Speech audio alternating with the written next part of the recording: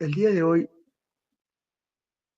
estimados jóvenes, señoritas, vamos a dar inicio a la clase correspondiente a este capítulo y esta semana número 5, que corresponde, a ver, voy a compartir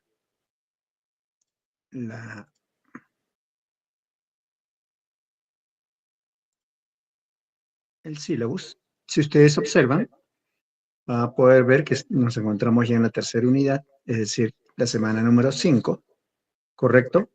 Que va a corresponder al desarrollo de lo que se conoce como el tema del ahorro y la inversión y el mercado de trabajo y el desempleo. ¿Correcto? Aquí en la parte que estoy señalando, estamos en ese punto, ¿no? Y no olvidemos también, jóvenes, señoritas, no olvidemos que ya debemos empezar con el producto académico número 3, que corresponde en este caso, a ver, estoy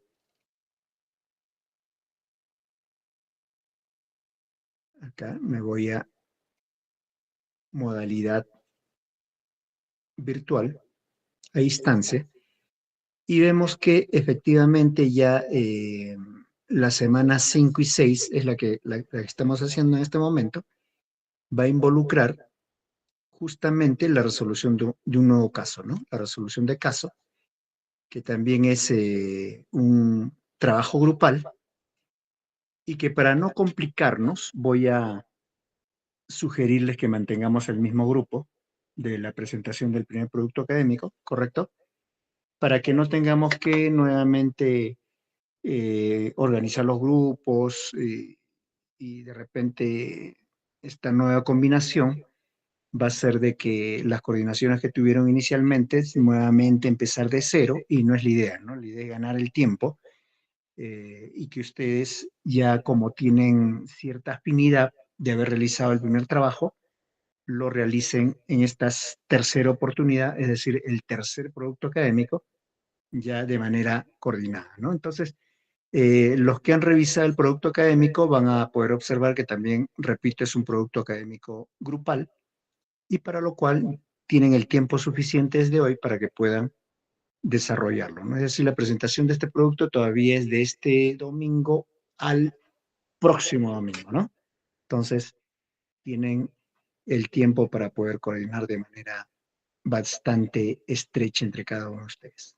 Entonces, como están viendo, en esta oportunidad que se va a evaluar, también hay actividades virtuales, como en la primera unidad, que tiene un peso del 15%, quiero que tengan presente eso, y también lo que es la presentación del producto de manera grupal, que es a través de la calificación de una rúbrica, tiene un peso de ¿cuánto? De 85.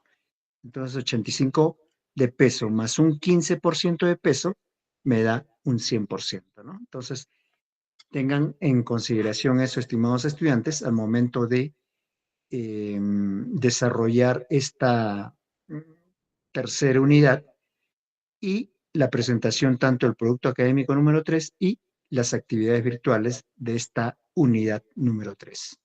¿Correcto? Eso quería indicarles.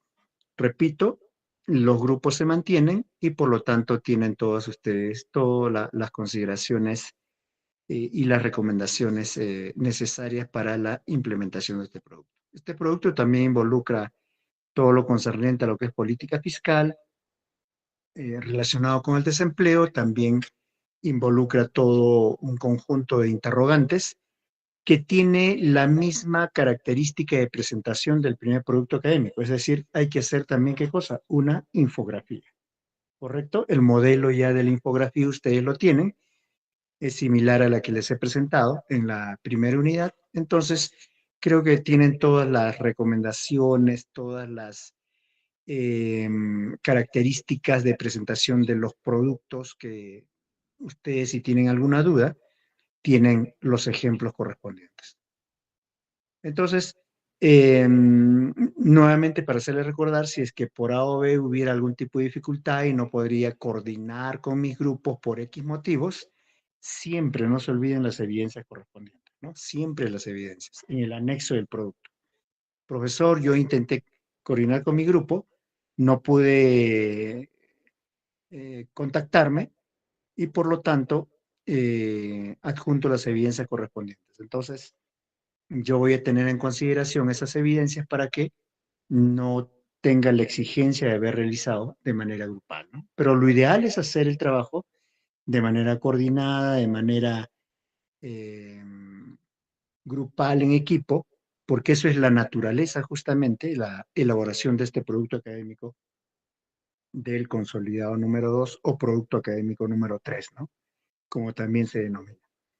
Entonces, sin más preámbulo, damos inicio a la clase del día de hoy. El día de hoy vamos a desarrollar, a ver, vamos a dejar de presentar eh,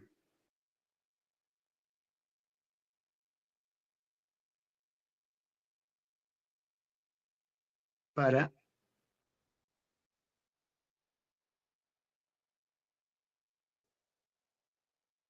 hacerles presente el tema que involucra el desarrollo del día. Entonces, el día de hoy, estimados estudiantes, vamos a ver todo lo referente al ahorro, la inversión, el mercado laboral que tiene que ver con el desempleo, ¿correcto? Es decir, el propósito de la clase del día de hoy se debe marcar en los siguientes temas: conocer la diferencia entre ingresos y gastos de una persona, familia o gobierno. Vamos a explicar por qué el bajo crecimiento económico del país es el estancamiento de la inversión, es decir, la inversión juega un rol y un papel muy importante en la economía. Vamos a ver el impacto de la inversión a nivel macro en el conjunto de la economía, conocer por qué la inversión juega un papel muy importante, ¿no? Ustedes pueden escuchar a los políticos y a los que dirigen los gobiernos, los estados, de que siempre están hablando de qué, de la inversión, la promoción de la inversión. La inversión es muy importante para dinamizar la economía. Sin inversión las economías se nos caen. Es decir, hay una cierta explicación eh, técnica sobre la participación de la inversión en las economías, ¿no? Y eso lo vamos a ver en la teoría económica que lo vamos a explicar el día de hoy. ¿Qué relación existe entre el ahorro y la inversión? También es muy importante. Eh, ¿Cuál es la razón de existir de la inversión? Es decir, ¿qué lo sustenta la inversión? Es justamente el ahorro. Profesor, ¿y eso cómo lo mostramos? ¿Cómo lo demostramos? Lo vamos a ver a través de una identidad macroeconómica muy importante, ¿no? Luego vamos a ver la población económicamente activa, su relación con el desempleo y las clases de desempleo que existen en una economía. Vamos a conocer el significado de tasa de desempleo y vamos a ver la relación que existe entre el Producto Bruto Interno y la tasa de desempleo. Vamos a ver que hay una relación muy estrecha entre estos dos indicadores, ¿no?, de la economía. Es decir, uno de los indicadores como el PBI tiene su repercusión en el desempleo y viceversa. El desempleo tiene su repercusión en el PBI. ¿Cómo se da esto? Lo vamos a ver a través de una explicación bastante sencilla que se conoce como la interacción que se genera en los ciclos económicos, ¿no? Entonces, estos son los temas que vamos a desarrollar el día de hoy. Sin embargo, no nos olvidemos que la semana pasada habíamos desarrollado nosotros un tema que involucra lo que era la política monetaria, ¿no? ¿Recuerdan ustedes? Pero la política monetaria también era un instrumento que utilizan los gobiernos para dinamizar la economía o enfriar la economía, dependiendo si ésta se encontraba en una situación de recesión o en una situación inflacionaria. Es decir, los gobiernos tienen instrumentos que se conoce como instrumentos de política económica para poder estabilizar la economía, dinamizar la economía o contraer la economía, ¿no? En este caso habíamos desarrollado nosotros que el que está al frente o el ente que implementa la política monetaria en las economías en el mundo, como el caso del Perú, estamos nosotros hablando del Banco Central, ¿no? En el Perú también tenemos un Banco Central que se encarga justamente de implementar las políticas monetarias. ¿Y a qué habíamos arribado, estimados estudiantes, nosotros? ¿Recuerdan? A ver, vamos a recordar un poquito este tema de la política monetaria para pasar ya al tema que nos compete el día de hoy. A ver, voy a mostrarles la pizarrita para poder conocer nosotros. A ver, estamos acá. A ver, vamos a recordar la política monetaria, ¿no? ¿Recuerdan ustedes la política monetaria? ¿A qué se refería? Se refería al uso de tres instrumentos, ¿no? ¿Por parte de quién, pero? Del Banco Central de Reserva del Perú. ¿Correcto? El Banco Central de Reserva del Perú utilizaba tres herramientas. Uno era las operaciones de mercado abierto, el segundo era la tasa de descuento y la tercera era la reserva legal, ¿no? ¿Recuerdan? ¿Y cuál era el objetivo, estimados estudiantes, del uso de estas? Si bien es cierto que el instrumento es la política monetaria, ¿correcto? Es decir, la política monetaria utiliza estas herramientas, ¿correcto? Pero estas herramientas tienen un poder muy importante para el Banco Central. ¿Por qué? Habíamos identificado nosotros, ¿qué cosa, estimados estudiantes? Que el Banco Central, ¿recuerdan? Si acá tenemos nosotros el mercado de dinero, este está compuesto por la oferta monetaria, recuerdan que era una vertical que no dependía del tipo de interés, que habíamos dicho que el Banco Central, si quería, aumentaba el dinero o si quería, disminuía la masa monetaria o el dinero total. Pero, profesor, ¿cómo? A través de las herramientas que hemos puesto aquí en la parte superior, que era el OMA. ¿Qué más? Aparte del OMA, ¿qué cosa era? La Eh, tasa de referencia. la tasa de descuento o redescuento, ¿correcto? Y la reserva legal. Eran estas tres, ¿no? ¿Recuerdan? Entonces, este incremento o disminución de la masa monetaria, ¿a dónde eh, influía? A ver si recordamos. Influía en el mercado financiero. Financiero. Es decir, en la vertical también tenemos el tipo de interés y por acá tenemos la inversión. ¿Correcto? Entonces, ¿qué nos explica esto? Nos explica la curva de inversión de una determinada economía. ¿Qué nos dice? Si el tipo de interés, por ejemplo, es de un 1%, la inversión es alta. Miren, pero si el tipo de interés sube, por ejemplo, un 10%, ¿qué observan? ¿Qué pasa con la inversión en la economía? Miren, disminuye. A una inversión, por decir, 1. Acá tenemos una inversión 0. ¿Qué pasa? Disminuye la inversión. ¿Se dan cuenta? Entonces, el mercado de dinero influye en el mercado financiero. ¿Correcto? Pero acá en el mercado de dinero falta una curva. Esto es la oferta monetaria, MS. ¿Correcto? Pero acá falta la curva de demanda de dinero. Ahí está la curva de demanda de dinero. Entonces, esa intersección le voy a llamar el punto A. ¿Correcto? Entonces, Si ese nivel de inversión o ese nivel de masa monetaria se da un tipo de interés, por ejemplo, un interés de a ver, se me ocurre de un 8%, y si eso lo proyectamos, a ver, quiero borrar estos datos que había puesto de acá del 1% y el 10%, les había puesto para explicarles. Entonces, si este 8% lo proyectamos al mercado financiero, ahí está, se supone que a ese nivel de un 8%, los agentes económicos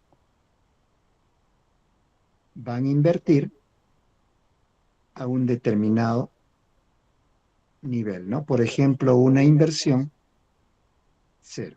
Ahí está. Ahí está la inversión a un 8%. ¿Y qué habíamos observado? ¿Recuerdan ustedes? De que esa interacción me generaba, es decir, este impacto del mercado de dinero que era manejado por el Banco Central, repito, si quería aumentaba la masa o si quería disminuía, va a repercutir en el mercado financiero. Y a la vez generaba qué cosa? La relación LM, ¿no?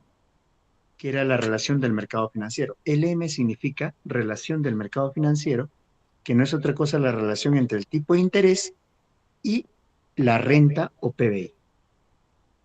¿Correcto? ¿Y cómo era esta relación? Era una pendiente positiva. Esta LM era positiva, que también a un 8% había, a un 8% en el conjunto de la economía había un determinado nivel de PBI en el conjunto de la economía, que a la vez esta repercutía donde habíamos dicho gráficamente en, acá tenemos el PBI y es cero, que es de la parte que está saliendo de la LM, a un determinado nivel de precio del conjunto de la economía. Por acá está nivel de precio y por acá está el PBI. Y acá teníamos qué cosa?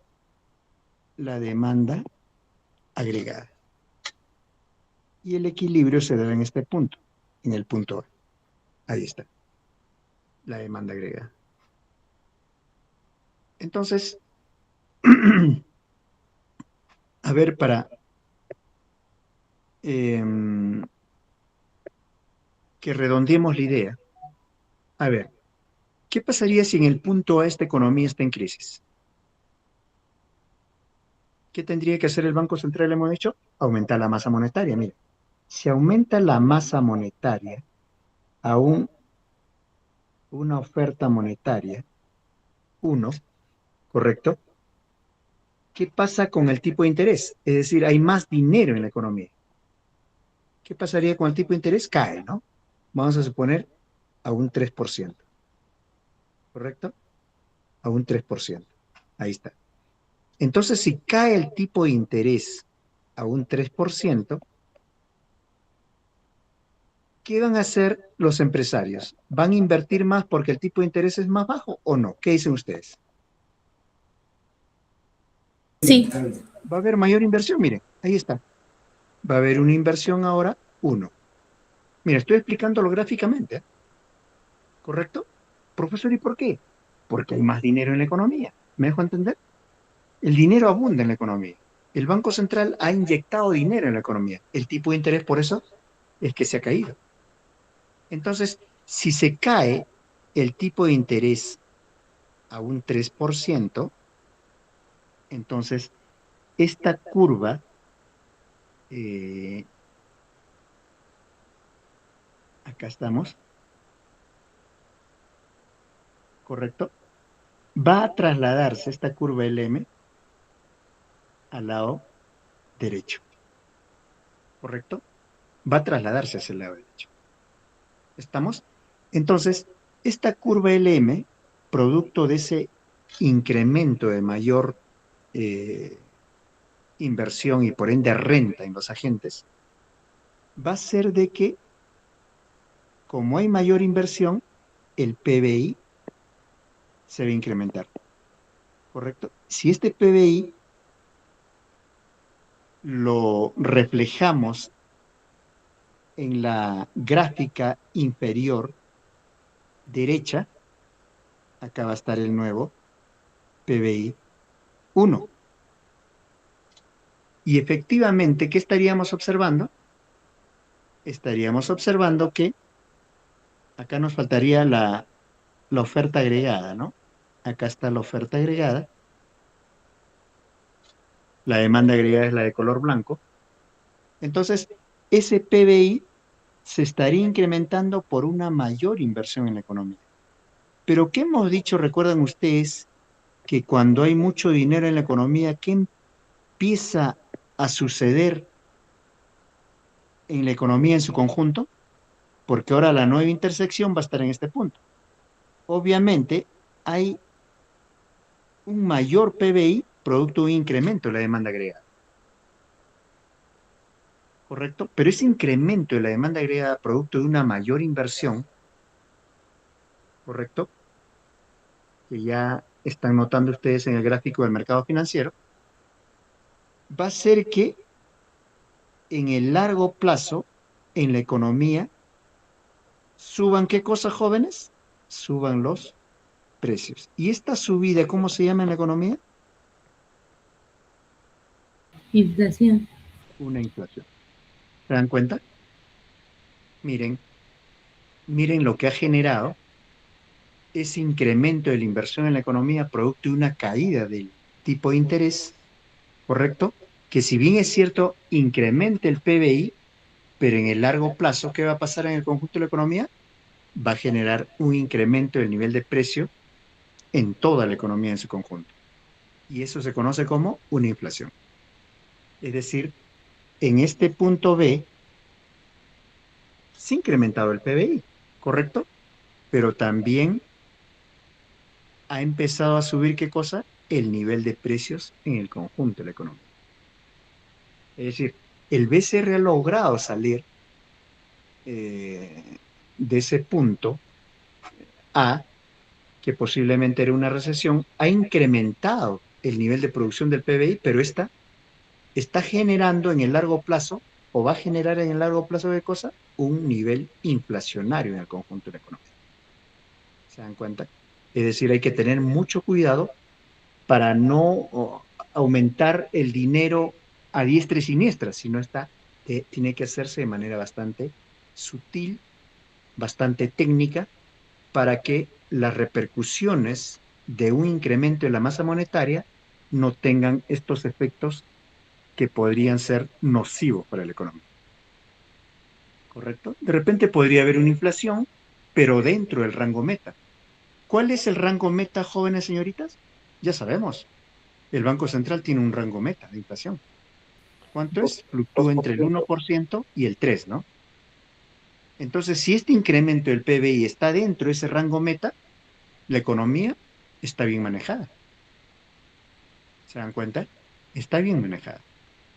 En cambio, cuando se sale del rango meta, ya estaríamos en una situación de preocupación, ¿no? En el conjunto de la economía. Se estaría escapando el control de los precios del conjunto de la economía por parte de los que manejan los fundamentos macroeconómicos, ¿no? ¿Se dan cuenta? Entonces, esto es con respecto a la política monetaria. Y este traslado de la demanda agregada hacia la derecha, acá en la parte inferior derecha de la explicación, al final, ¿cómo lo habíamos denominado o identificado, si ustedes recuerdan? Este incremento de la demanda agregada hacia la derecha, es decir, salir de una brecha recesiva, ¿cómo se llamaba esto? Se llamaba la implementación de una política, ¿ya se olvidaron? Monetaria, expansiva o contractiva. Expansiva. Expansiva. Correcto, expansiva. Recuerdan que era expansiva cuando aumentaba la masa monetaria y eso es lo que justamente se ha hecho acá, el incremento de la masa monetaria. De una masa monetaria, por decir, 0 a una masa monetaria 1. Ahí está. Y efectivamente es una política monetaria expansiva. Se ha incrementado la demanda agregada, hay mayor PBI, hay mayor inversión. Miren, estamos hablando de la inversión, el rol y el papel que juega la inversión en la economía. Es decir, la inversión está influyendo aquí en este ejemplito que le estoy poniendo de manera bastante notable en el PBI. Profesor, ¿hay mayor inversión? Sí, estamos pasando de inversión I0 a inversión, en este caso, I1, que lo tenemos por acá. Inversión I0, que inicialmente era esta, a una inversión I1, que se incrementa producto de una caída del tipo de interés. ¿Se dan cuenta? Entonces, ahora veamos, una vez que hemos hecho una pequeña recapitulación, veamos que la economía, de una otra manera, está compuesta por lo que se conoce como los agregados monetarios. ¿Correcto? Los agregados monetarios. ¿Y qué cosas son los agregados monetarios, profesor? Los agregados monetarios ya lo habíamos explicado de una otra manera la semana pasada. ¿Qué habíamos dicho que era M0? A ver si recuerdan ustedes. ¿Qué cosa era M0? Era billetes más monedas. ¿Recuerdan ustedes? ¿Ya se olvidaron? ¿Y M0 qué cosa era? Es decir, ¿cómo se definía? Era la base monetaria, no se olviden de eso. Era la base monetaria, repasen, ¿ah? Luego viene el M1. El M1 no era otra cosa que Liquidez. el M0, ¿correcto? Más los depósitos a la vista. ¿Se dan cuenta? Y el M1, ¿cómo se conoce? Se conoce como oferta monetaria. Estamos repasando, chicos, chicas, concepto de la semana pasada. ¿Correcto? La oferta monetaria también lo conocíamos como ¿qué? Como Cuentas. dinero. Dinero total, no se olviden de eso. Ustedes están revisando ahí sus aportes, el profe dijo dinero total, ¿qué cosa es? Y ahora me habla de oferta monetaria, es lo mismo, no se olviden de eso.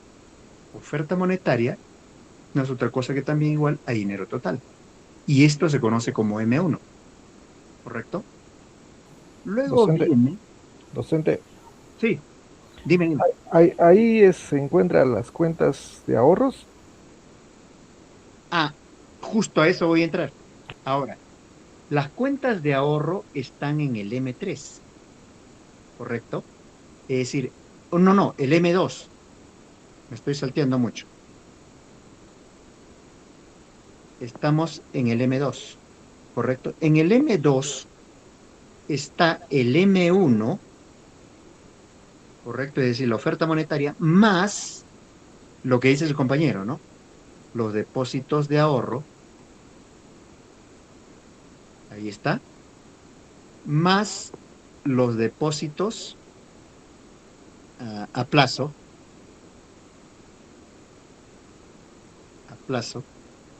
¿correcto? Ahí estaría el M2. ¿Estamos? Sin embargo, hay un último grupo de agregado monetario que se conoce como el M3. Aquí están ya los activos menos líquidos. Si ustedes se dan cuenta, los más líquidos están en la parte superior, que empieza desde el M0. Y los menos líquidos van bajando. El M1 es menos líquido que el M0. El M2 es menos líquido que el M1. Y el M3 incluso va a ser menos líquido aún que el M2. ¿Y qué entendemos por liquidez? Por líquido. Cuando se convierte fácilmente ¿en qué? en dinero. A ver, el M0 en la práctica es dinero constante y sonante o no? El M0. Libre, libre disponibilidad. Así es dinero constante y sonante.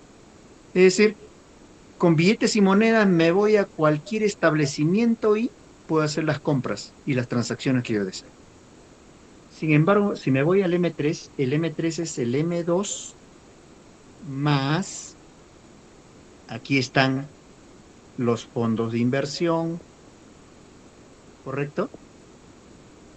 Más los bonos, más acciones, más letras de cambio, más lo que se conoce como el cuasi dinero. Profesor, ¿y qué es el cuasi dinero?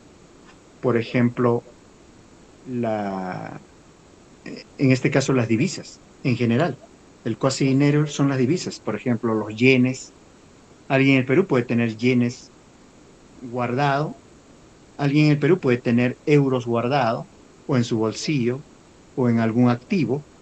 Dólares también son cuasi dinero, ¿correcto? Todo eso es el M3, ¿correcto? La pregunta es, ustedes con sus yenes pueden ir a cualquier establecimiento de su localidad y hacer algún tipo de transacción o cualquier tipo de transacción. Va a ser bien difícil, ¿no? Por lo tanto, son menos líquidos. ¿Ahora entienden? Los de arriba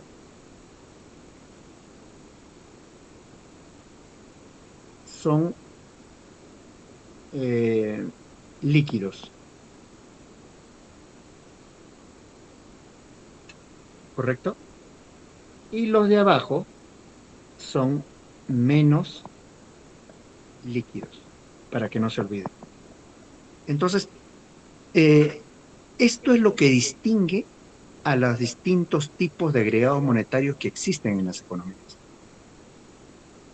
Si se dan cuenta, el M2, el M3, más que nada, son activos que maneja el sistema financiero.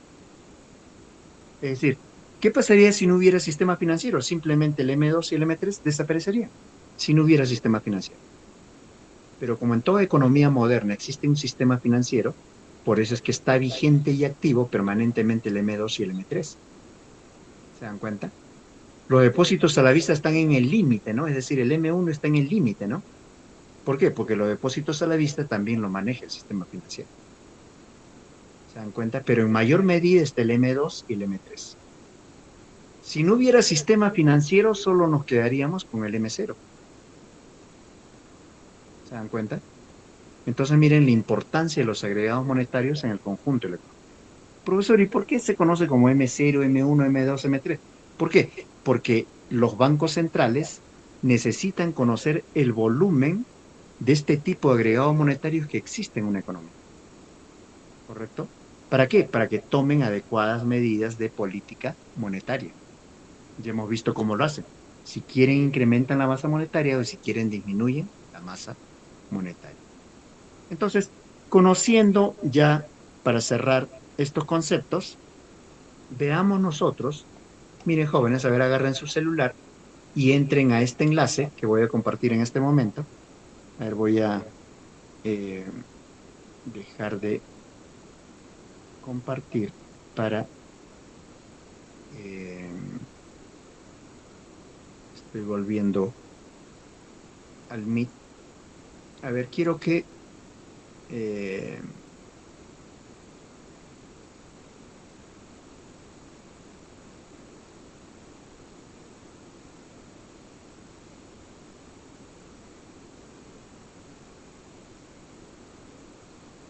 a ver, voy a compartir.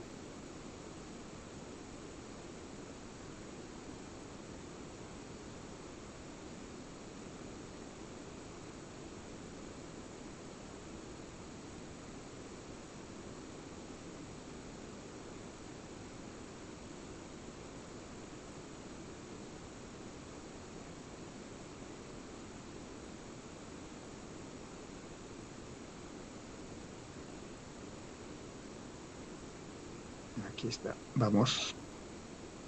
A ver, entonces, a ver, jóvenes, copien este código o con el QR también pueden ingresar a esta paginita para repasar algunos conceptos.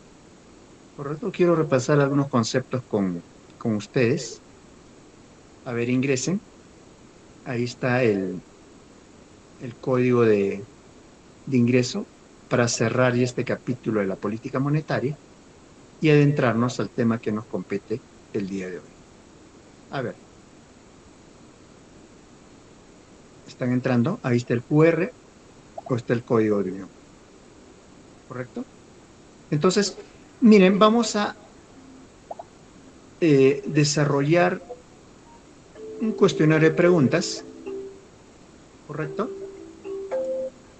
Docente Lin, por favor. A ver, el código ya les mostré hace un momentito.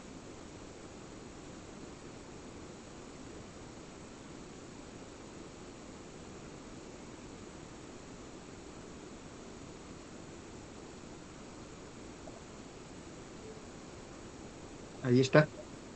Ahí está el código.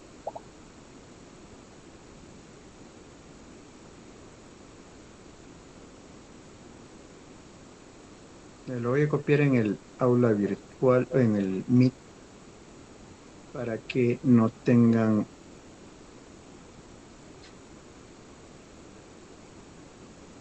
Ahí está. Listo. Empezamos.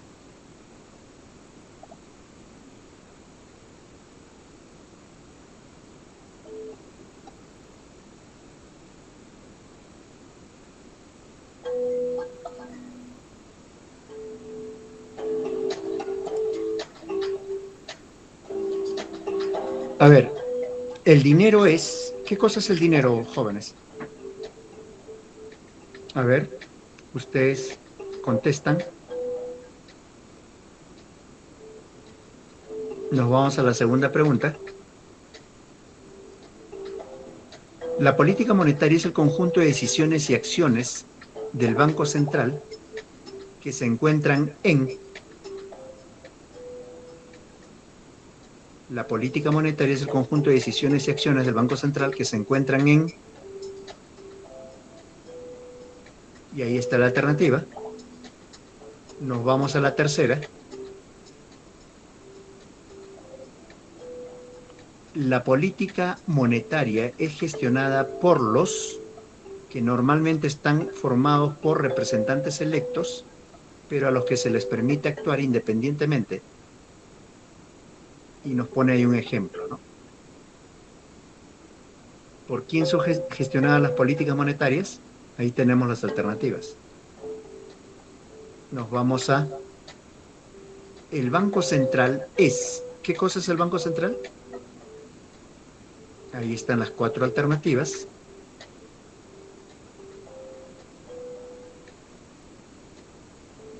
Nos vamos a las 5. Las herramientas de las políticas monetarias son... También nos habla de las herramientas aquí.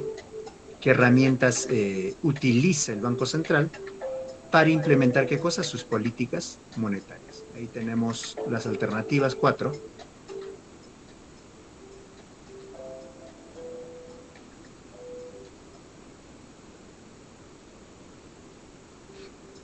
Nos vamos a la sexta. La política monetaria expansiva consiste en... También ya lo vimos en clases. ¿Correcto? La política monetaria expansiva consiste en... Nos vamos a las 7. ¿Qué genera una política monetaria expansiva? ¿Qué genera? Ahí tenemos 4 alternativas.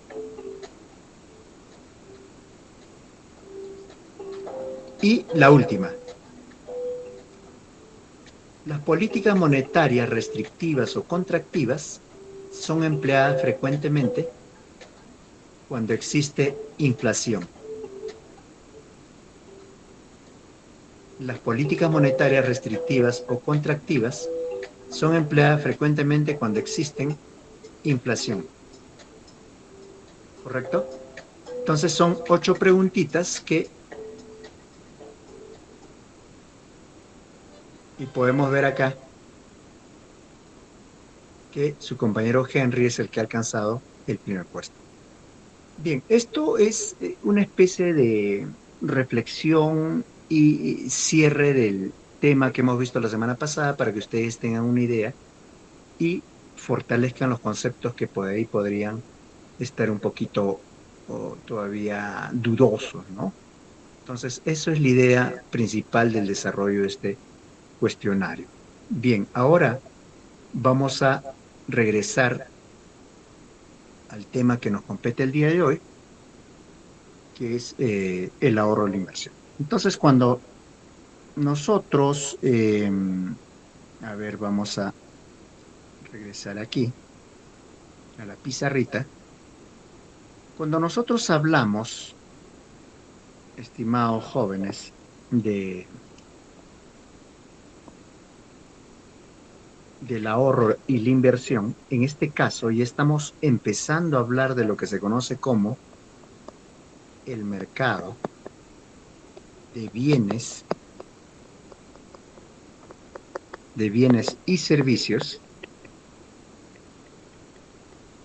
pero este mercado de bienes y servicios, no se olviden que es eh, hablar del conjunto de la economía, es decir, estamos hablando a nivel macro, no estamos hablando a nivel micro. A nivel micro tendríamos que hablar del mercado de papas exclusivamente, ¿no? O el mercado de arroz. En este caso estamos hablando del mercado de bienes y servicios del conjunto de la economía. Y ese mercado de bienes y servicios está compuesto justamente por una identidad macroeconómica, que lo voy a poner acá, identidad macroeconómica,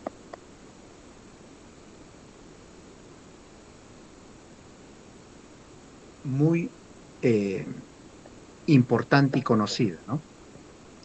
Esta identidad macroeconómica que nos dice que el PBI es igual al consumo más la inversión más el gasto, ¿correcto?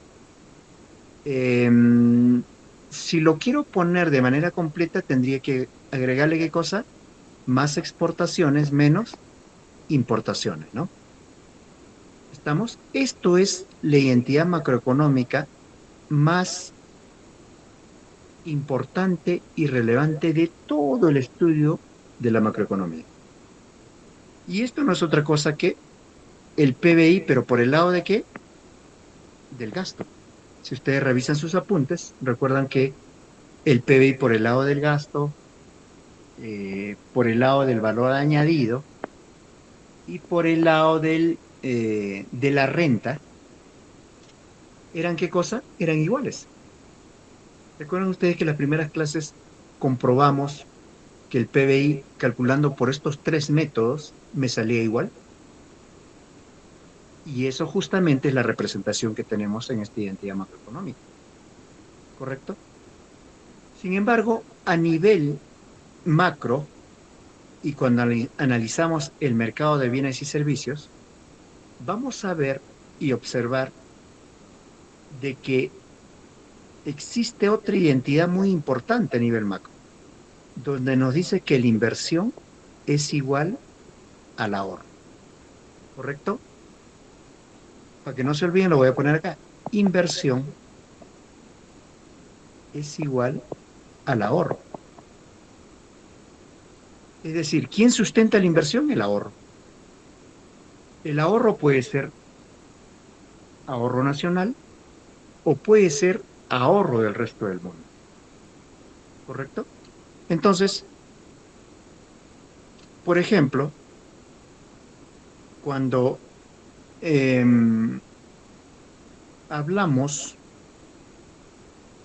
del flujo circular de una economía, para entenderlo de manera bastante simple y sencilla, por ejemplo, si por acá tengo familia, lo voy a poner con otro color para que por acá tenemos la familia, ¿correcto? Y por acá tenemos las empresas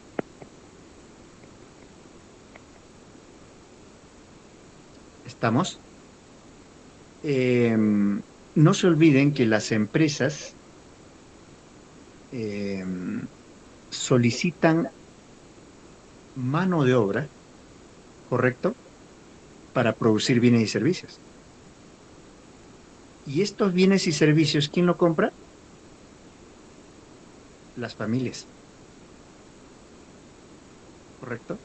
Entonces, el verde es el flujo real y el flujo monetario es la que voy a poner, a ver, en este momento, con color celeste. Entonces, para que podamos distinguir, vamos a hablar del flujo monetario. Entonces, las empresas pagan a las familias. ¿Qué cosa? Una renta, un salario. Vamos a suponer que le pagan por 100, ¿correcto? Con esos 100 que ingresan las familias, pueden comprar a las empresas. ¿Por qué monto? ¿Por qué monto, chicos? ¿Chicas? ¿O pueden consumir por qué monto? Por 100. También 100. Es decir, todo lo que reciben de renta lo gastan comprando.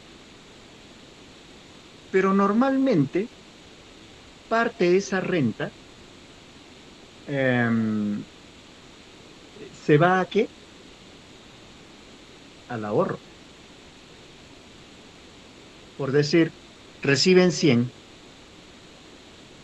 De esos 100 lo ahorran ¿cuánto? Vamos a suponer 20. ¿Dónde entre esos 20? Al sistema financiero. Financiero. Ahí está. 20. Entonces, si entra 20 al sistema financiero, ahora ¿cuánto van a consumir? 80. 80. 80, ¿se dan cuenta? Van a consumir 80. ¿Por qué? Porque 20 están ahorrando. Entonces, cuando existe lo que se conoce como la renta, que lo conocemos como Y, antes de ahorrar, y antes de que reciban las familias sus 100, ¿quién aparece por acá, jóvenes? Entre la empresa y las familias. Aparece el Estado. Es decir, el Estado le va a cobrar ¿qué cosa Un impuesto. a las familias? Un Impuestos. impuesto. Por ejemplo, si le cobra el 10% de su renta, ¿cuánto va a retener el Estado? 10, ¿correcto? El Estado va a retener 10. Y por lo tanto, ¿cuánto va a ser su renta ahora? 90. Va a ser 90. Ya no va a ser 100, va a ser 90. Y si su capacidad de ahorro sigue siendo 20, ahora ¿cuánto va a consumir? 70. 30. Correcto, 70. ¿Se dan cuenta? Miren, cómo con un ejemplito sencillo que inicialmente era renta, y esa renta yo lo consumo, lo voy reflejando en algo más real, la existencia del Estado, la existencia del sistema financiero. ¿Se dan cuenta? Entonces, el, acá el Estado recauda impuestos 10, que se conoce como T, impuesto T10. Entonces, realmente el individuo o las familias, ¿con cuánto se quedarían si su renta que reciben va a estar sujeto a restarle el impuesto, ¿correcto? Y luego, esa resta del impuesto, ¿cómo se llamaría? Es decir, cuando a mi renta yo le resto el impuesto, ¿cómo se llama eso? se llama ingreso disponible. Es decir, de la que yo dispongo, ¿para qué? Para poder consumir o poder ahorrar. ¿Se dan cuenta? Entonces, esto va a ser lo que se conoce como el ingreso disponible. No se olviden. Entonces, el ingreso disponible ya saben que es renta menos impuesto. ¿Se dan cuenta? Pero sin embargo, acá falta otro agente, el resto del mundo. Acá falta un agente, el resto del mundo. Por ejemplo, las empresas, por acá le voy a poner resto del mundo. Las empresas, cuando venden al resto del mundo, ¿cómo se llama eso?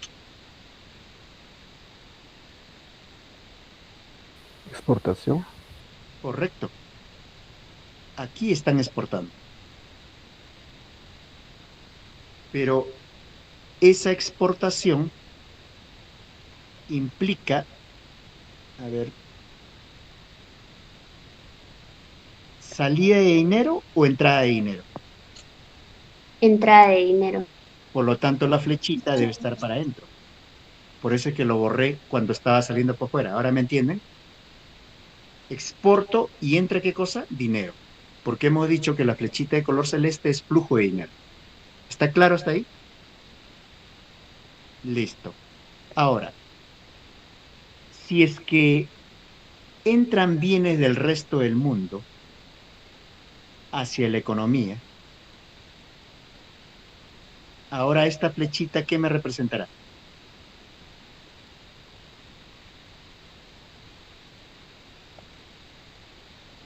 Entran bienes. Por ejemplo, entre un carro Toyota de Japón. Entre el carro y va a salir ¿qué cosa? Dinero. ¿Producto de qué? Pero de la importación. ¿Se dan cuenta? Del resto del mundo. Ahí está. Por ejemplo, si yo exporto 80, correcto, importo por el valor de 100, ¿cuánto será mi, mis exportaciones netas? Entonces, mis exportaciones netas es igual a exportación menos importación. Reemplazo. Las exportaciones netas de esta economía va a ser, ¿cuántos son mis exportaciones? Unos 20. 80 menos 100. Y esta me va a arrojar un saldo negativo de ¿cuánto? 20. Menos 20. ¿Qué significa ese menos 20, chicos, chicas? ¿Es bueno para el país o malo para el país? Es malo. Porque Es está. malo, correcto, es malo. ¿Sabes por qué? Porque yo solo estoy exportando al resto del mundo por un valor de 80, pero estoy importando, estoy comprando al resto del mundo por un valor de 100. ¿De dónde saco esos 20 que me faltan para pagar mis importaciones? De algún sitio tiene que salir. Quiero que me entiendan esto. Tiene que salir de algún sitio. Profesor, ¿y de dónde salen estos 20? Estos 20, chicos y chicas, ¿es qué cosa? Es el ahorro. Es el ahorro. Que puede ser ahorro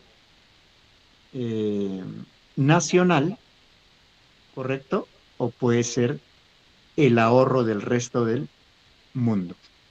Pero alguien tiene que prestarme estos 20. Es decir, estos 20 es un préstamo que se conoce como, en este caso se conoce como flujo o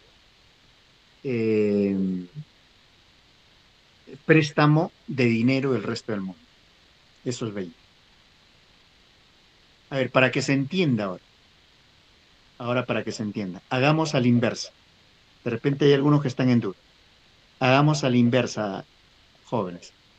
Que las exportaciones sean 100 y las importaciones sean 80. Para que entiendan el ejemplito que les he puesto. Hagamos a la inversa. Las exportaciones son 100 y las importaciones son ¿cuánto? 80. ¿Cuánto es las exportaciones netas de frente ya? ¿Va a ser positivo o no? 20 positivo. Positivo. Pregunta. ¿Hemos logrado pagar todas nuestras compras que hemos realizado? Sí, Sí. ¿Y nos está quedando plata o no? Sí. Eso es justamente los 20. Es el ahorro como país. ¿Correcto? Es el ahorro como país. Pregunta. ¿Ese ahorro lo podemos prestar internamente o también lo podemos prestar al resto del mundo? ¿Se dan cuenta? En cambio, en antes nos salía un desahorro, es decir, nos faltaba plata y esa plata alguien tenía que prestarnos. Puede ser el ahorro nacional o puede ser el ahorro del resto del mundo.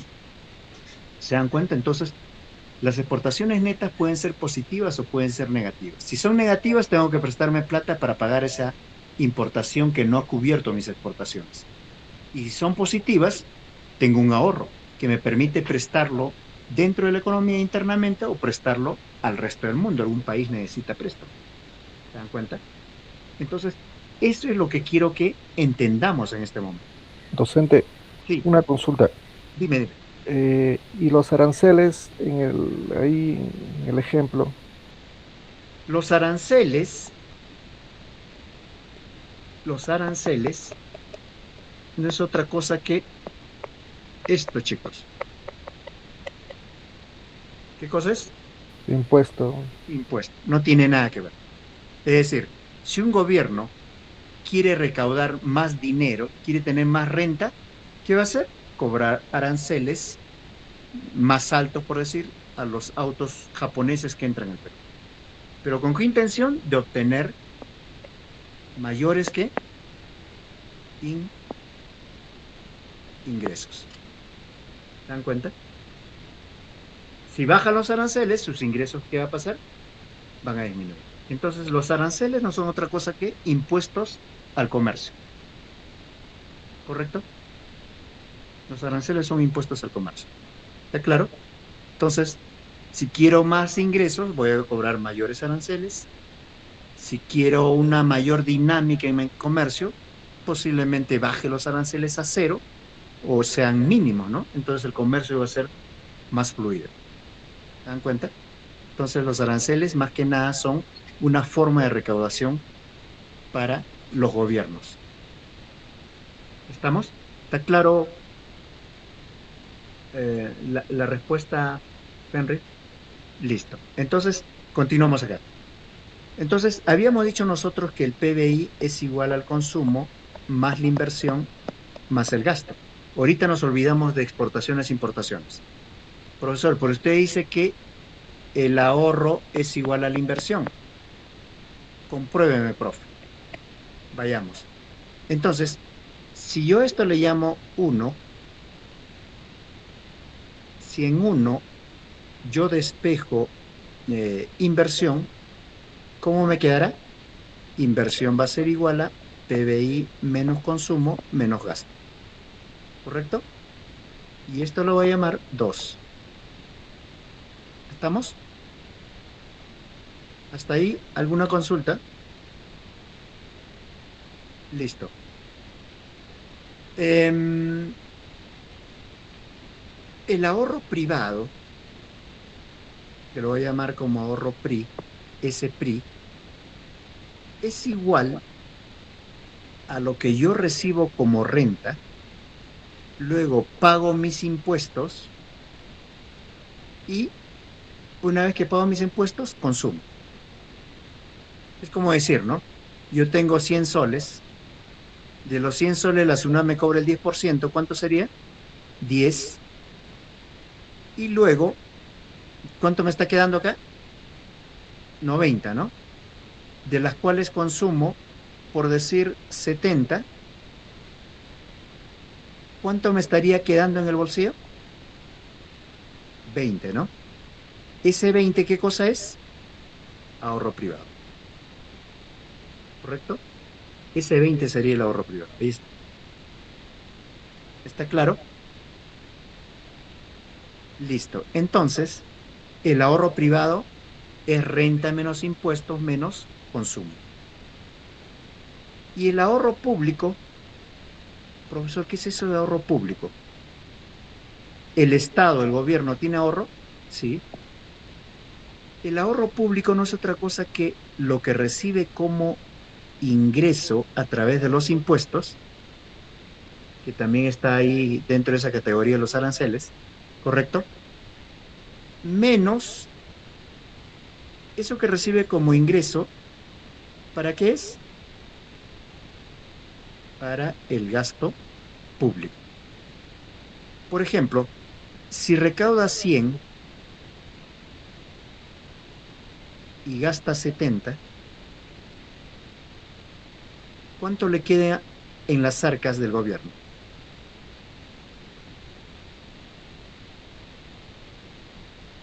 30, ¿no? Esos 30, ¿qué cosa es? Es el ahorro del Estado. ¿Se dan cuenta? Es el ahorro del Estado. Es un ahorro. Profe, ¿y qué pasa si es que es a la inversa? Solo recauda 70 y gasta 100. ¿Puede suceder eso o no, chicos, chicas? Sí, puede. Ahí, ¿cuánto sería? Menos. Por lo tanto, ¿es un ahorro o un desahorro? Ahí estamos hablando de un desahorro. Es decir, está gastando más de lo que recibe como ingreso el Estado. ¿Se dan cuenta? Por lo tanto, eso es un desahorro. Entonces, el ahorro público, no se me olviden, jóvenes, señoritas, es renta menos gasto. ¿Correcto? Continuamos. Entonces, una vez eh, que tenemos estas previas identidades, esto lo voy a llamar 3 y esto lo voy a llamar 4. Ahí está. 3 y 4. Entonces, habíamos dicho nosotros que en este caso, si yo sumo el ahorro privado más el ahorro público, ¿qué me saldrá? ¿Me va a salir qué cosa, chicos? Si sumo los dos, el ahorro nacional. El ahorro nacional. Correcto. Entonces, el ahorro nacional lo voy a conocer como SN, ahorro nacional. Entonces, el ahorro nacional no va a ser otra cosa que la suma del ahorro privado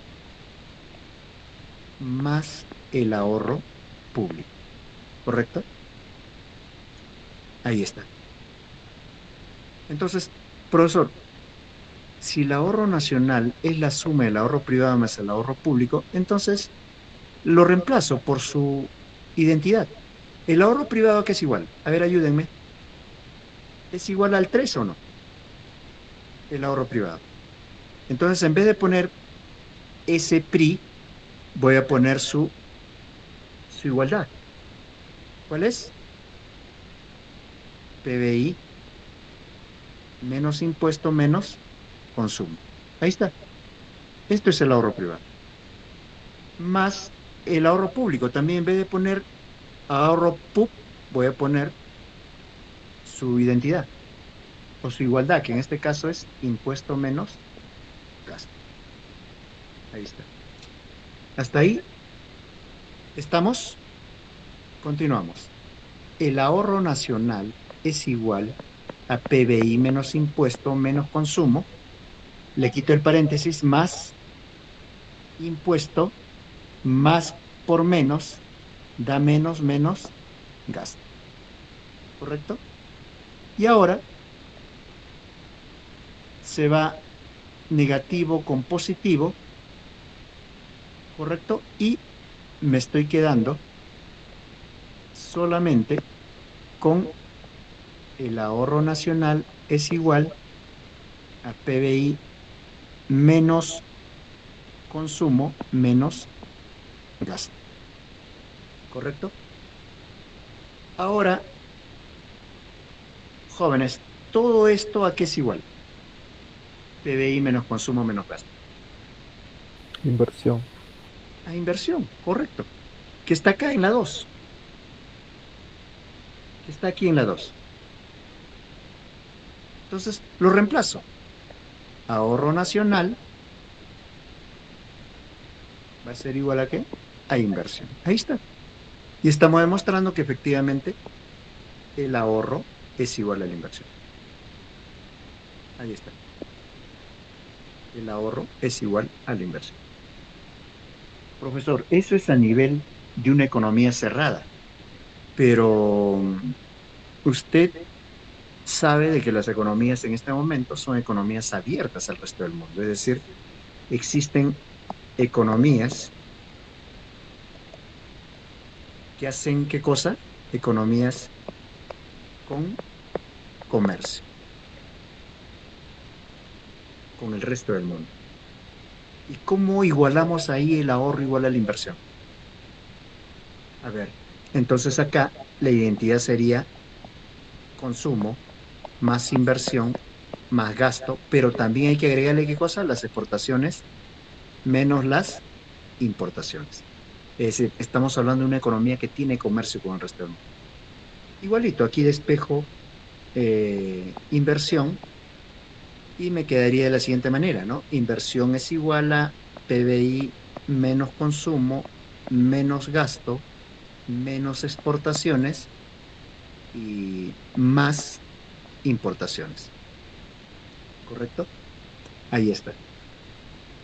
Pero, ¿recuerdan ustedes cuando vimos el flujo circular de la renta que les expliqué hace un momentito? Les había dicho de que cuando una economía exportaba menos de lo que importaba, estaba en una situación de desventaja. Tendría que prestarse dinero de alguien para poder cubrir ese saldo negativo, producto de que sus exportaciones son menores que sus importaciones. Sus importaciones son mayores. Eso se conoce como entrada neta, entrada neta de capital.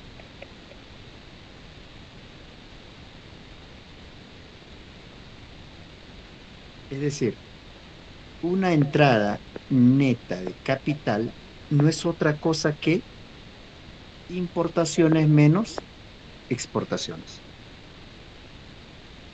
¿Correcto? ¿Qué habíamos puesto como ejemplito, recuerdan ustedes? Hace un momento, cuando invertimos los datos, vimos que las importaciones eran 100, si no me equivoco, y las exportaciones eran, vamos a retroceder, 80. 80, ahí está, miren, las importaciones eran 80 y las exportaciones eran 100, ¿no? Pero inicialmente, ¿cómo era? ¿Recuerdan? Habíamos puesto acá inicialmente al revés.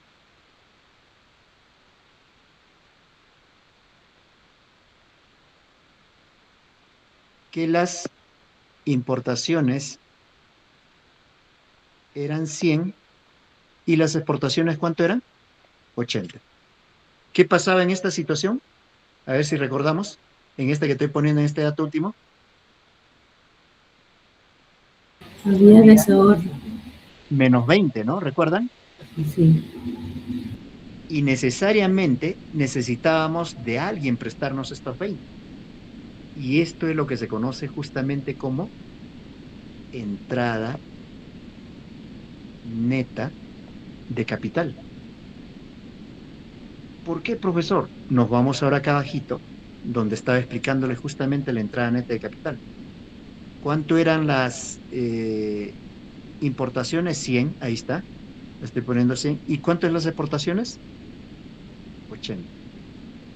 Entonces, ¿cuánto de dinero tiene que entrar a la economía peruana para cubrir ese déficit? ¿Cuánto? 20. ¿Está claro o no? Entonces, acá, en el ejemplito que les puse acá arriba, necesitábamos una entrada neta de capital de 20 para poder cubrir ¿qué cosa? Nuestro desbalance producto de que nuestras importaciones son mayores que nuestras exportaciones. Esta entrada neta de capital, ¿qué cosa hemos dicho?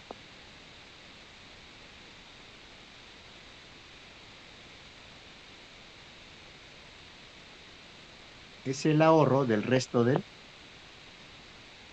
mundo. Es decir, algún país nos está prestando. ¿Estamos? Por eso es que acá les estoy explicando que la entrada neta de capital, con el mismo ejemplito que hemos visto en la parte superior, me sale que efectivamente nosotros necesitamos 20. ¿Esos 20 qué cosa es? No se olviden nuevamente, ahorro del resto del mundo. Ahí está. Entonces continuamos acá. Continuamos. Aquí. Acá continuamos. Acá. Entonces, inversión va a ser igual aquí.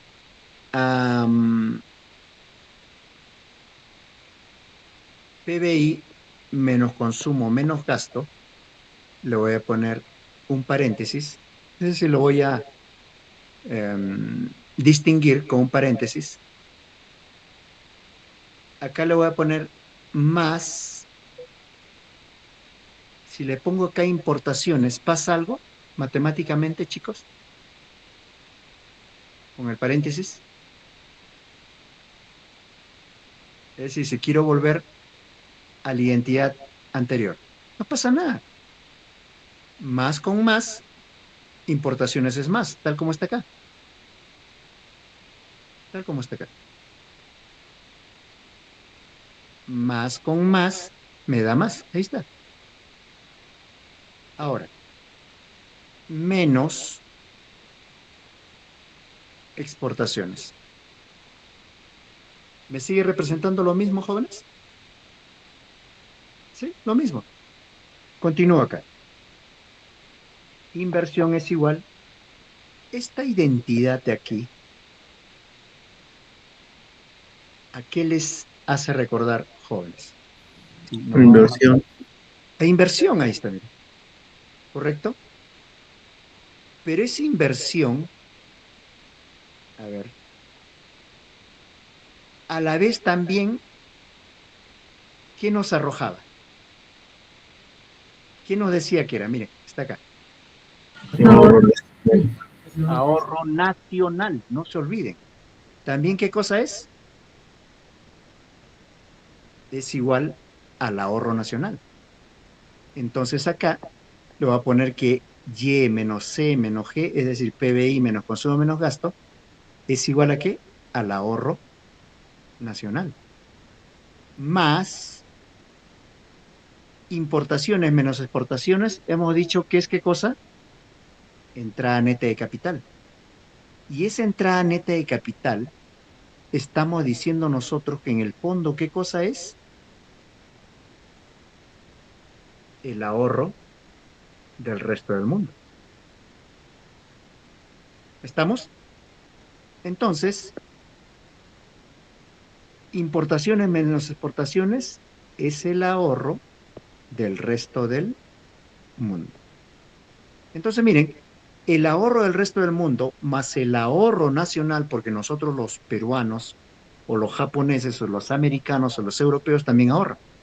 Pero ellos no solo viven de sus ahorros, sino también se hacen préstamos de otros países y sus ahorros nacionales no son suficientes. Por lo tanto, el ahorro nacional más el ahorro del resto del mundo, en el fondo, se convierten ¿en qué? En la inversión total. ¿Se dan cuenta? Entonces, tanto en una economía cerrada como en una economía abierta, siempre el ahorro va a ser igual a la inversión. No se olviden de eso. ¿Correcto? Siempre el ahorro va a ser igual, ya sea nacional o extranjero, siempre va a ser igual a la inversión. ¿Se dan cuenta? Cuando un ahorro nacional no es suficiente para poder dinamizar la economía, recurrimos ¿a quién? Al ahorro del resto del mundo. ¿Estamos? Entonces, eso es lo que debemos de distinguir en este tema. ¿Correcto? Entonces ahora, cuando ya nosotros hemos identificado que el PBI es igual a consumo más inversión más gasto, no nos olvidemos que esto es lo que se conoce como la teoría keynesiana, donde para Keynes, donde para Keynes la función consumo se convierte en un elemento muy importante para las economías. ¿Correcto? Es decir, cuando, a ver, estamos por acá.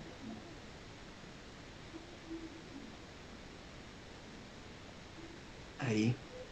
Miren, cuando tenemos este grafiquito de acá, que lo voy a poner un poquito para este lado de acá.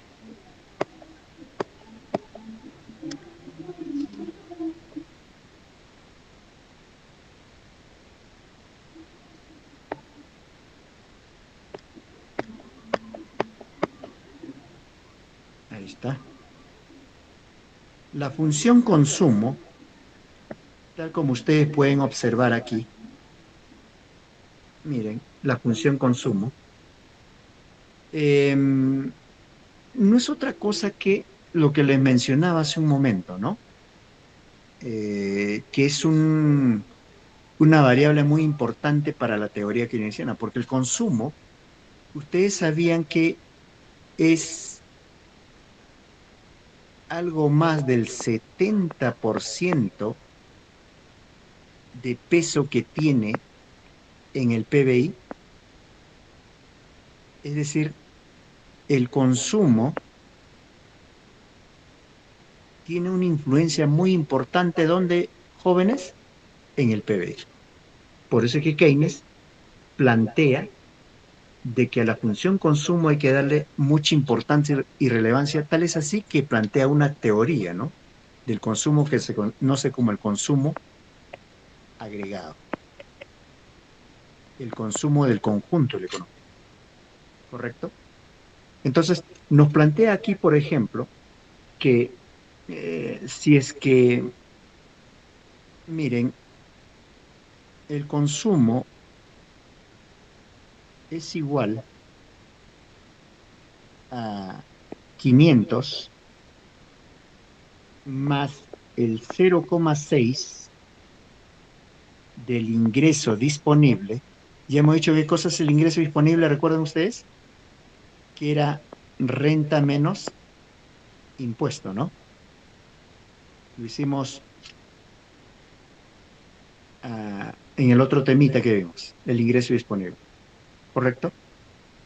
Entonces, ¿qué pasaría si el ingreso disponible es cero para este consumidor? No tiene trabajo, es cero. Cero por 0,6, ¿se va a hacer esto qué cosa? Cero. Por lo tanto, su consumo solo va a ser ¿cuánto? De 500. Entonces, gráficamente, yo aquí en la vertical voy a tener el consumo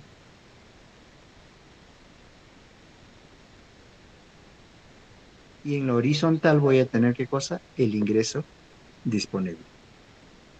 Entonces, si mi renta es 0, ¿cuánto va a ser mi consumo? Ahí está, 500, ¿correcto? Si mi renta es 0, mi consumo va a ser, repito, 500. Ahí está. Ahora, si mi renta ahora es 1000, miren, estoy poniendo por acá, mi renta disponible o ingreso disponible es 1000, ahora mi consumo, ¿cuánto será? Entonces, eso yo lo reemplazo aquí en esta función que tengo por acá. Si mi renta es 1000, entonces, ¿qué hago? Lo desarrollo. Acá, ayúdenme. Consumo es igual 500 consumo, así no tenga trabajo, más el 0,6 multiplicado por, ¿cuánto es mi ingreso disponible? ¿Me está diciendo ahora? ¿Cuánto 1000. es? 1000, ahí está, lo reemplazo por 1000. Opero eso, ¿y cuánto me sale el consumo? 1100. 1100. Ahí está. Por lo tanto, cuando mi ingreso disponible se incrementa, voy a ponerle acá, en 1000, ahora mi consumo va a ser aproximadamente, no es que va a ser aproximadamente, sino que es, ¿no? 1100. Ahí está. Entonces, si yo uno estos dos puntos, esto va a ser mi función consumo. Eso va a ser mi función consumo. Entonces, el consumo, miren, si se dan cuenta ustedes, este 0,6 no es otra cosa que la pendiente. Y esa pendiente se conoce como la propensión marginal a consumir. Profesor, ¿y qué cosa es la propensión marginal a consumir? La propensión marginal a consumir no es otra cosa que la variación de mi ingreso, no, a ver, la variación de mi consumo privado, o sea, lo que yo consumo como persona, como individuo, frente a la variación de mi renta disponible. Por ejemplo, si mi renta es de 100, lo que yo recibo en sueldo y salario es 100, y de esos 100 yo gasto 80 soles, ¿cuánto es la propensión?